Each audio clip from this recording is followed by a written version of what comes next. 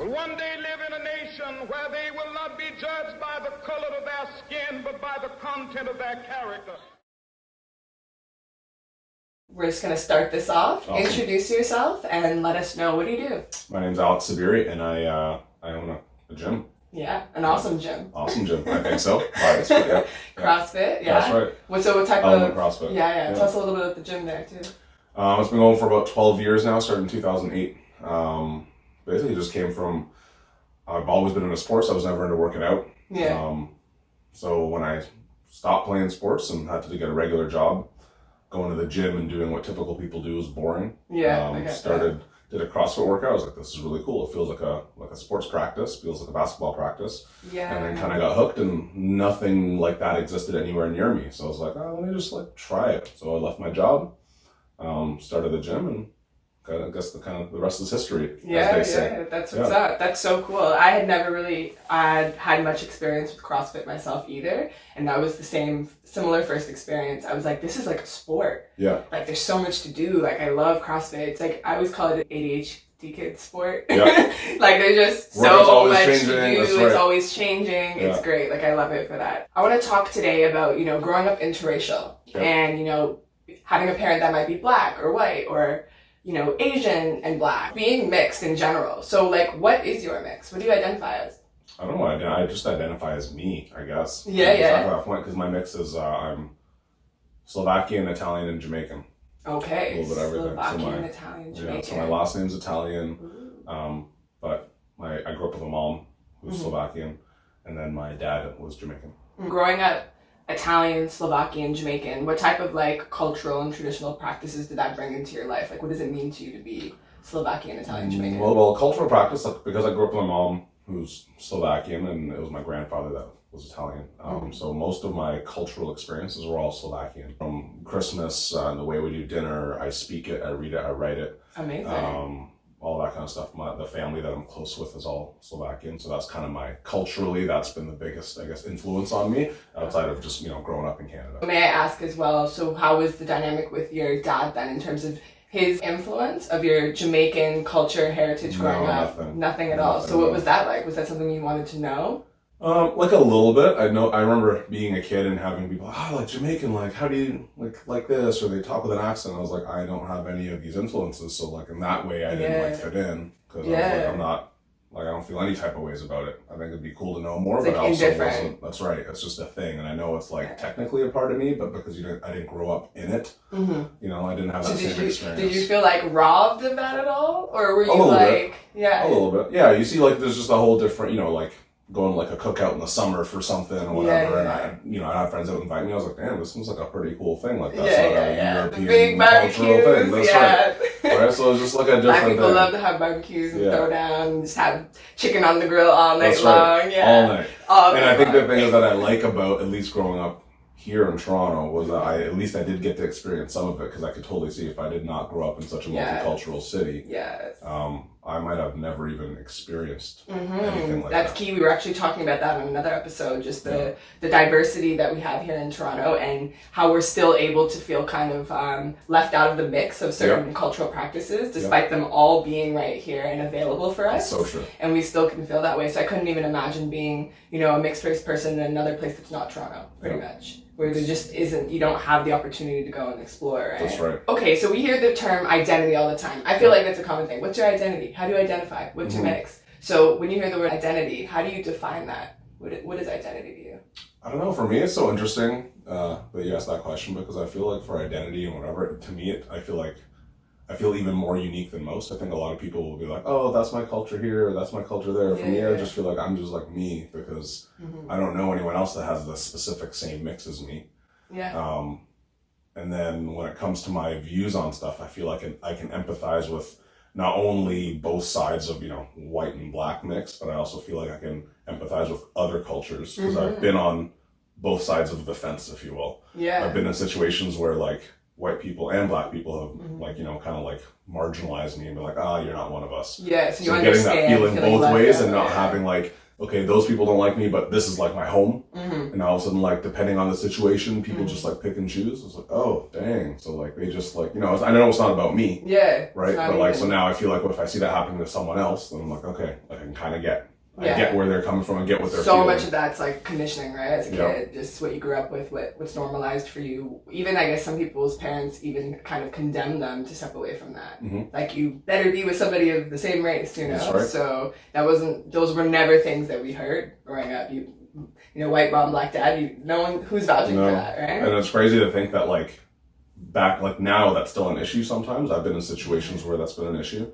But imagine how much more that would have been an issue 30, 40 years ago. Exactly. Right? Yeah. So it's not very far removed at all. No. This is like a new conversation that I feel like a lot of people are having because there is so many more mixed race people. Like, that's kind of, everyone says that's the future. Yeah.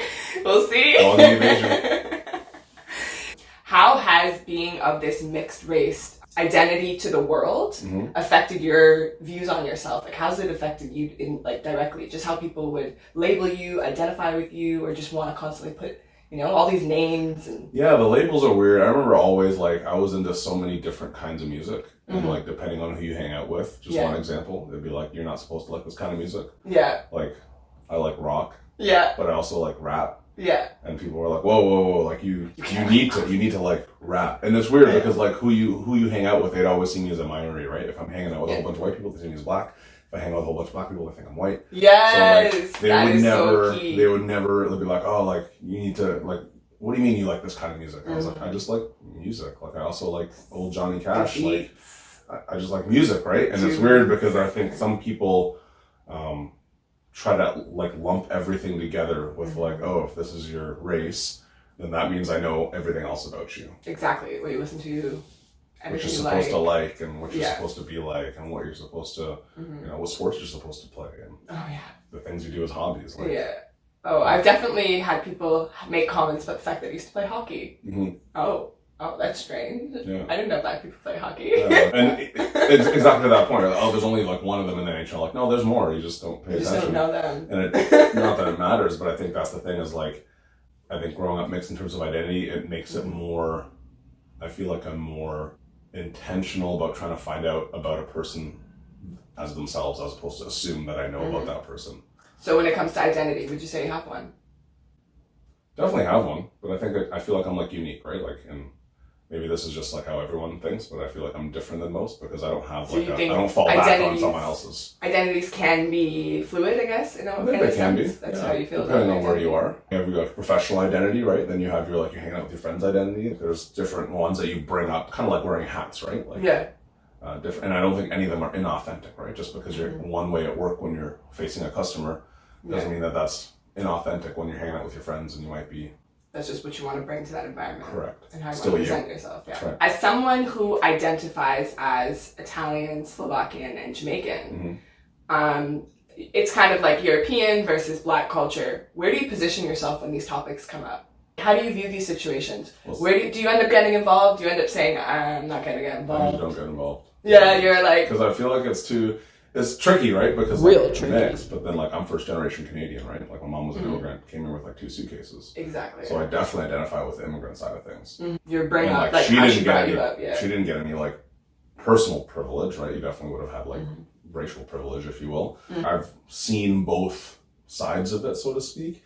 And I think the hard part is a lot of people either don't want to see the other, well, not even either. A lot of people don't want to see other people's side. Right, a lot of people think if you say like white privilege, you're attacking me. Like I don't have white privilege. Like I didn't grow up rich, and like not what I'm trying to say. I'm not trying to demean you by it. I'm like, white why can't you just can try be poor, to see dirt poor, and still have white privilege? That's right, and it's not that you did anything wrong about it. It's the statement about culture, not about you as a white person. The hard part is why I typically tend to stay away from it is because these days I feel you can't have a conversation with someone without like basically creating an enemy. You either agree with me or you're really wrong. And for me, I really try to be like, even if I disagree with you, 1, doesn't mean I don't like you as a person. You're entitled to your own opinion. And then 2, I kind of want to like get into your head to figure out like, why do you believe that? Me. That's always my ego. That's what I'm more curious about. And people don't want to have that conversation these days. No, not always. Some do. Not always. Though. So that's usually I try to stay out of those 2 situations because I see both sides. But I think, and that's the thing, like I think growing up mixed provides a really unique perspective on like looking at it from both sides, like both the white side when they feel like, man, like white privilege, like no, I kind of get why they're It's like, no, I don't want to attack you. Yeah, and then I also get why minorities are upset, and I think it works for any minority. Yeah. 100%, I get that. It's cool that you're paralleling the fact that, you know, with Caucasian people, your mom having been an immigrant, you still understood struggle. Because people will say, oh, well, you grew up with white privilege, you don't understand struggle maybe. But no, when you immigrate to another country and you have 2 suitcases and nothing, that's struggle. So tell us about a that's some shit moment. That's some shit. When somebody said something to you that you were just like, really? Man, there's so many. I don't know if I can think of any Give me your one top specifically. 3. Let's do top 3. Someone said something. But so many times I think people will talk about any race, white or black, and they'll just make a generalization, and then I'll look over and be like that's me though. Like I'm in the middle. Like, am I? Like, do you say that about me? Like, no, you're different. It's like, no, like, because that would also apply to me in theory. Yeah. Like, well, that's not what I meant. I was like, That's okay, exactly what you meant. You can't see you how you're... You want to rephrase that? Yeah, exactly. Because people say both ways, right? Depending on who you're hanging out with. And I'm like, Yeah, I've definitely heard super racist comments about black people or super demeaning, degrading comments about white people, and then I'm just like, guys, that's my mom or my dad or my aunties or my cousins. Like, no matter what, you're kind of still talking about me. You know what I mean? It's really hard to feel non-offended by that. Now that you are who you are, you've kind of blossomed into this light-skinned being that, you know, owns who you are and your identity. What would you say to your younger self? Man, I think I don't say like keep on keeping on, but it's like it's okay to be yourself and keep it's okay it to on. be different, and you don't need to feel like you're missing out on something because you don't have this like one specific group you identify with. If anything, I kind of think it gave me a larger perspective because it forced me to have to like navigate between the two. Yeah. I wasn't able to just be like, oh man, this is uncomfortable. Like I'm just gonna like go over here That's where what I I was feel gonna say. safe. It brings you out of here. your I comfort had zone. to be in between depending on the situation. Yeah, always. Like people will make their assumptions about you. You can't help that, but what you can do is, you know, you can control how you interact with them and how you present yourself. Yes, control the narrative of what Correct. they do believe of you. So they can believe whatever they want. That's on them, but how I present myself is on me. Yeah, 100%. I like that. That's a good one. If you were to define, you know, your entire life being mixed, your mixed life, in one word, what would that one word be? Man. Like. It can be like a 2-word, 1 word. You No, know? like unique. Unique. Like I don't know. Unique. Like, you know, and now you're getting like representation in Hollywood of minorities, and everyone's talking about this and this. Like, how many mixed people are getting? Like, you know what I mean? Like, there's no. And then when you meet a mixed person, every mixed person has a unique story, right? Because I feel like most people have a very traditional cultural story based on their background. Yeah, for like sure. I grew up like this, like, oh, all these memes about, right, like this is what you grew up with, this is what your Particularly parents were like, oh yeah, boom, Yeah. exactly, right? Yeah. Whereas here it's like, well, there's a unique mix to it, right? Because for each single person is different, right? So you gotta make the memes, man. Right? Yeah, the mix thing, like it's just, that's right. It's just so different, right? And I think that's the thing that unique life and unique perspective is just like feels very, you know, like everyone has a different fingerprint. I feel like for a lot of people they'll default into their cultural, like, I'm this. I think as a mixed person, it's like I can't just be like I'm this, because then it becomes like I'm me. Whenever somebody says like define this about yourself or what do you identify, it always comes back to just me. Yeah. I like have nothing else ever to say other than that, because it just sums it all up. Yeah, because there's no other way. I can't default into like, oh, I adopted all of these ways of thinking or being or whatever. 1/16 of this and 1/8 of that. Yeah, Start breaking down your percentages. Yeah, and the real upside of being mixed is you like all good foods. You know, let's be honest. Let's get real. You're the best of both worlds, of all worlds. All worlds. That's right.